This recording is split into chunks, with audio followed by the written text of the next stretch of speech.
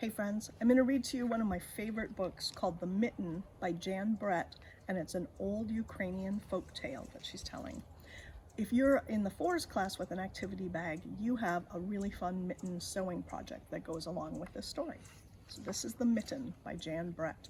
When you're looking at the pictures, be sure to take a peek over on the side because the author gives you a little peek, a preview of what's coming next in the story.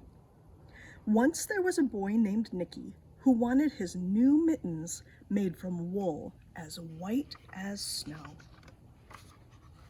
At first, his grandmother, Baba, did not want to knit white mittens. If you drop one in the snow, she warned, you'll never find it. But Nicki wanted snow-white mittens, and finally, Baba made them. After she finished, she said, "When you come home, first I will look to see if you are safe and sound, but then I will look to see if you still have your snow-white mittens." So off Nicki went, and it wasn't long until one of his new mittens dropped in the snow and was left behind. Look, she's giving us a little sneak peek at what's coming next. A mole, tired from tunneling along, discovered the mittens and burrowed inside. It was cozy and warm and made just the right size, so he decided to stay.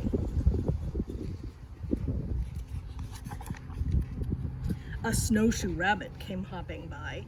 He stopped for a moment to admire his winter coat. It was then that he saw the mitten, and he wiggled in feet first. The mole didn't think there was room for both of them, but when he saw the rabbit's big kickers, he moved over.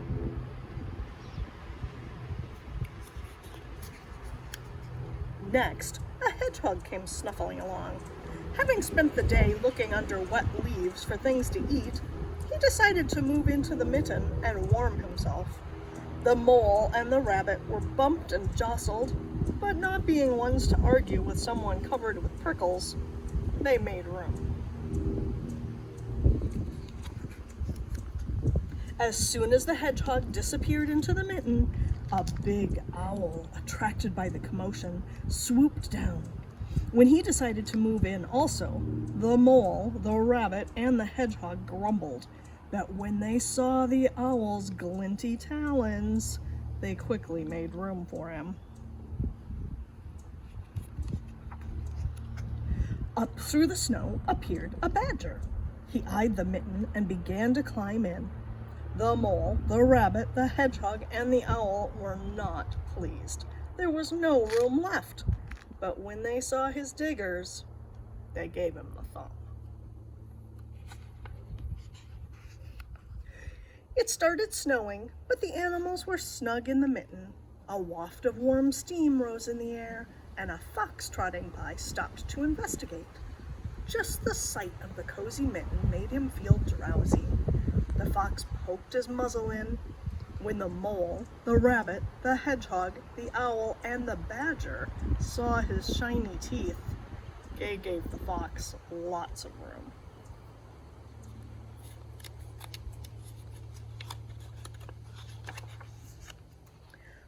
A great bear lumbered by. He spied the mitten all plumped up.